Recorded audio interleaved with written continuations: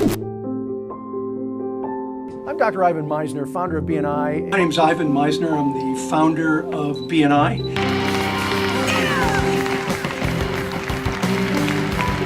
This is Ivan Misner, founder of BNI. Thanks for watching. So welcome, Dr. Misner. You said it's okay for us to call you Ivan, so thank you very much. You're the, for the viewers watching who aren't sure, you're the founder and the chief visionary officer of BNI.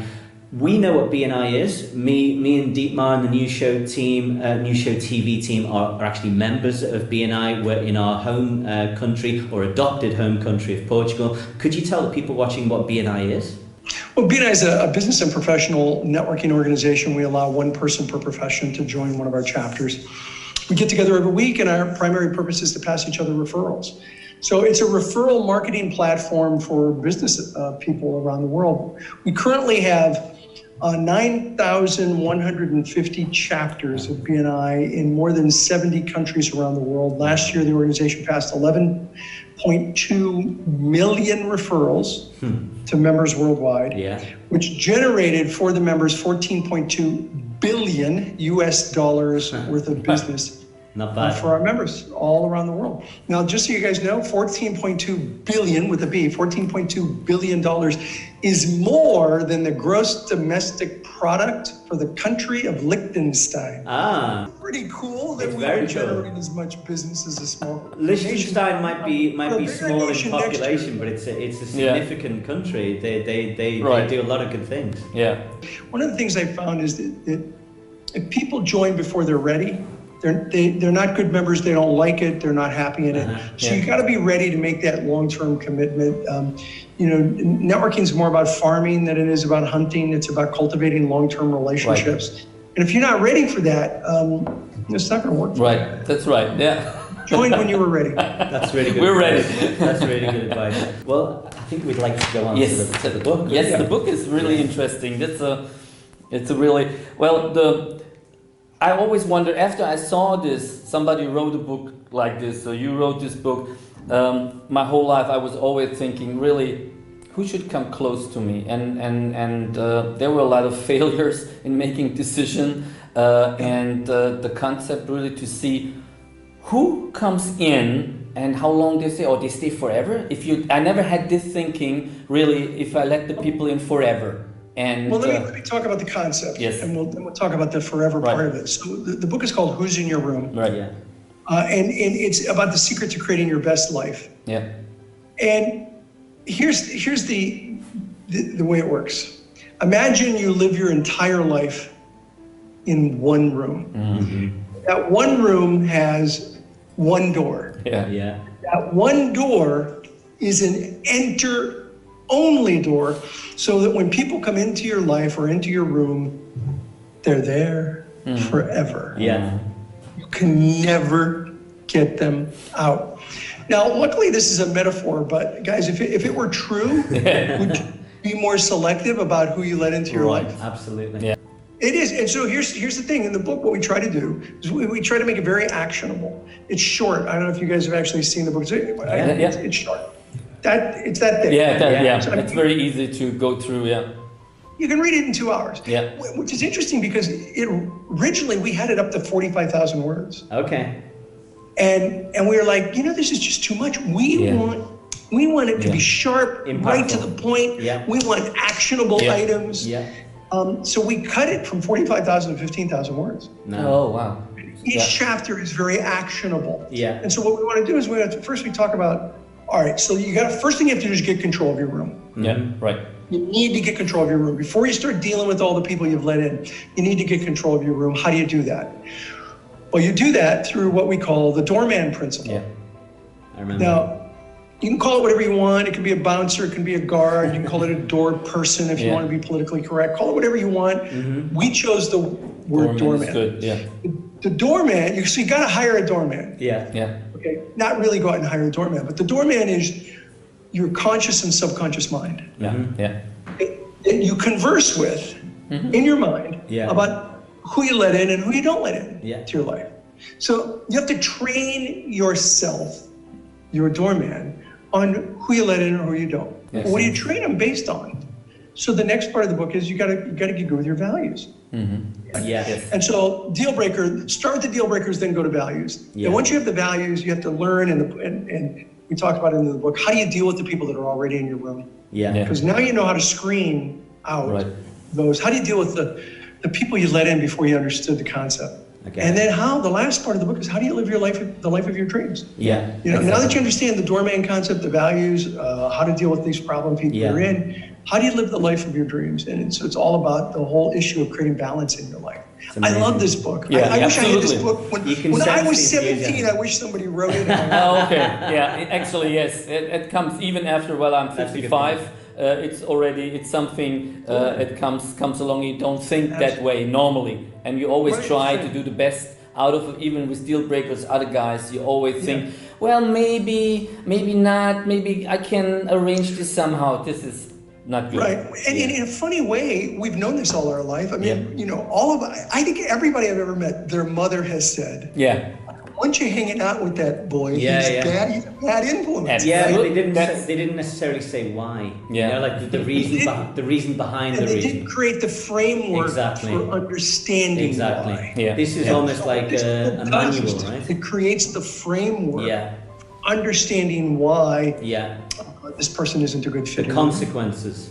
Yeah. That's Okay. great. That's perfect. really Yeah, that's opens up a lot of things. Opens up the eyes to think, to start thinking that way. And I think in a certain age, you don't have, let's say, this much time anymore to have these people in your room, and you get more precise, and you can say no. That's the biggest problem. Even in the past, saying no to something. Yeah, I can do. Yes, yeah, okay. But you have to stop this. We have a whole section in the book on how do you say no. Okay. That's great. Without sounding like a jerk.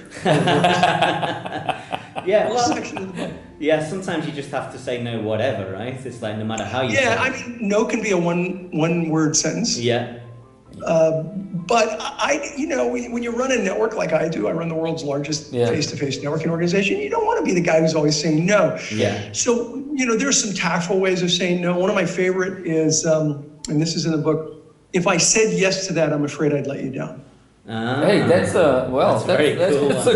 that's a good around. Yes, absolutely. Yeah, it is, yes. because you know I don't want to be a jerk, and I don't want to let people down. Yeah. But I know that if I did this, I'd let you down because I don't have the bandwidth, or I don't have the commitment, or it's not really part of my mission. I get it. And so that's a great way of. It's a lovely way of framing it. Yeah. Yeah, lovely and we have a way to lot more in understand. there. Yeah. That's nice. And nobody wants to be let down, so they understand. Yeah. They understand. It's a very nice. Absolutely. Yeah.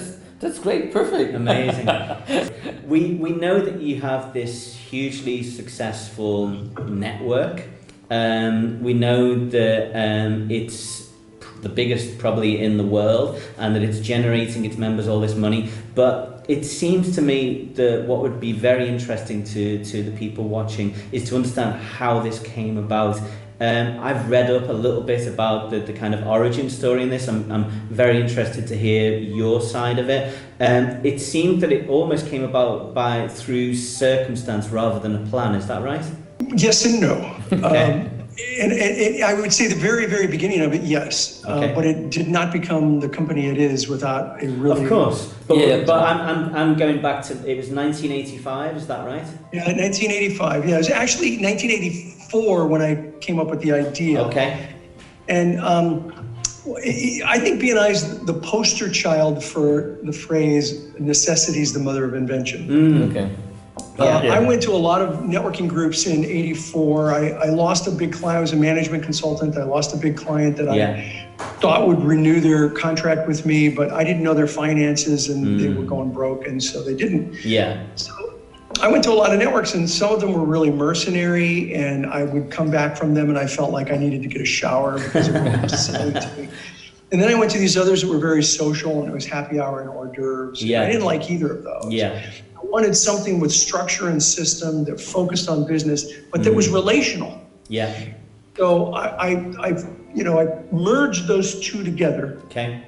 And the glue that would hold it together is this philosophy of giver's gain. This idea that if I help you, you'll help me, we'll all do better. Yeah. I created one group. I'd like to tell you that I had this vision of an international organization.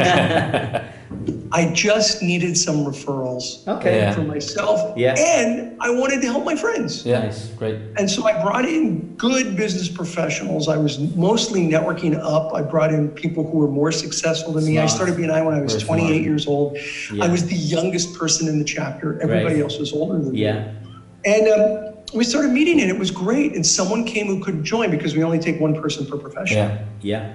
She couldn't join, and she said to me, "This is incredible. I could get a lot of business out of this, but I can't join. Would you help me open my own group?" And I actually said, "No, this isn't what I do. I'm a business consultant. I don't run networks." She said, "Well, this is kind of consulting. You're helping me." I'm like, "You're helping me in business." I'm like, "Yeah, okay, fine. I'll do it." So we opened a second chapter, and at the first meeting of the second chapter, we had 24 people come. 2 couldn't join because of a conflict with other people in the room. So that was chapter number 3. "This is great. Would you help me open my own chapter?" I said, "No, this isn't great." At the end of 1 year, guys, at the end of 1 year, I had 20 chapters. Wow. One of the benefits of BNI that people don't think about is that they become better speakers. Yes. There's just no question about that. Right. They learn how to present who they are and what they do more effectively. I've started saying BNI has one mission, but many benefits. What our mission is to help people increase each other's business through a structured, positive, supportive referral marketing platform. We want to help you increase referrals. But we have many benefits. Benefits like not only just referrals, but benefits like being able to speak well, extemporaneously, to be able to talk about your business, to be able to brainstorm and mastermind unofficially, casually mastermind with other people who can give you advice, to be able to be a connector and connect people together. I mean, there's just so many different benefits, and you bring up the one that probably comes up the most. As an ancillary benefit, I'm a better speaker on what I do than I was before I started BNI. That's amazing. Let me leave you with one thought. I think we're wrapping up. You know the expression, "It's not what you know, it's who you know." I don't think it's either. I don't think it's what you know or who you know. It's how well you know each other that counts. Very good. If you just look at somebody, if it's the who you know, and you just look at somebody's database, you may think, "Wow, he's connected." And if you looked at my database, I've got some incredible names in there. But the question isn't whose name is in my database. The real question is, what would happen if I picked up the phone and called them? Would they, A, take my call, and B, if I asked them for a favor, would they be willing to do it? So it's not just who you know, it's how well you know them that really makes the difference in building a powerful personal network. And that means that it's all about building those relationships. Well, that's the excellent way for getting the referrals. If you just checking in and you get a quick answer for your partner, your friend, if it's a no, I cannot do something, or it's a lead, and they get together. So, and that's perfect for me. And one of the ways you build that relationship is by pouring into the other person. By, how can I help you? By giver's gain, you give to people.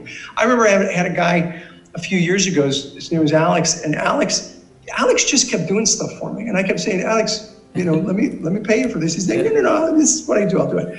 And he gave, and he gave, and he gave, and he gave, and finally one day, after a year of knowing him, he calls me up and he says, "Ivan, I have a favor to ask of you." I said, "Alex, the answer is yes. What will I be doing for you?" I haven't even told you what it is. I said, "Well, this is an easy answer. You've been pouring it into me for 1 year, just contributing to me, giving to me. I can't imagine that you would ask for anything I wouldn't be able to do because you know me well enough. And you have, in terms of social capital, we are uneven. You've been giving tons of your social capital. I haven't reciprocated. So the answer is yes. What can I do for you?" And he told me what it was. It was an easy thing for me, but it was big for him. Great to get it. And it was just an easy yes. So that's what I mean when I say it's not what you know or who you know. It's how well you know each other. And when you have somebody who has helped you and supported you, then then they're willing, you know, if you need something, they're willing to give it, or if they need something, you're willing to give it. It's easy, and that's what Makes it it's all about. Amazing. It's about building relationships with people you know, like, and trust. Perfect. Amazing. That's Hey, a great note to end on. Perfect. Yeah. Thank you very much again. Thank you. All right, Excellent gentlemen. return. Great interview. Happy to talk again sometime. I'll talk again on my next book, whatever that is.